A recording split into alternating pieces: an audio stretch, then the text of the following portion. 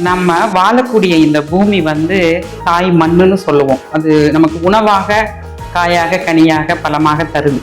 அதே மாதிரிதான் ஒவ்வொரு பெண்ணும். அந்த குலத்தை விருத்தி செய்பவள் தான் பெண். நமக்கு இயற்கையா குழந்தை பேரு கிடைக்கணும். ஏன் குழந்தை பேரு கிடைக்கலன்னா, chemical napkin, dioxin, chlorine, bleaching, perfume, plastic இதெல்லாம் யூஸ் பண்ணிட்டு தூக்கி போட்டா மண்ணு மலடாயிடும். ஃபெமிநயன்ல கைட்டின் அப்படிங்கிற ஒரு மருத்துவ குணம், ஒரு டெக்னாலஜின்னு சொல்லலாம். கைட்டின் என்ன பண்ணுதுன்னா, நம்ம யூஸ் பண்ணிட்டு தூக்கி போட்டா மண்ணோட மண்ணா மக்கிரும். மக்கி போகக்கூடிய ஒரு சானிட்டரி நாப்கினை தான் நம்ம பயன்படுத்தணும். இல்லைன்னா நீர்க்கட்டி, பிசிஓடி, ஓவர்ஃப்ளோ, இர்ரெகுலர், இச்சிங் பிரச்சனை, இன்னும் சொல்ல போனா கேன்சர் செல்லு அந்த பிளாஸ்டிக்கால உற்பத்தி ஆகுது. ஃபெமிநயன்ல பிளாஸ்டிக்கே கிடையாதுங்க. வாங்கி பயன்படுத்தி பாருங்க.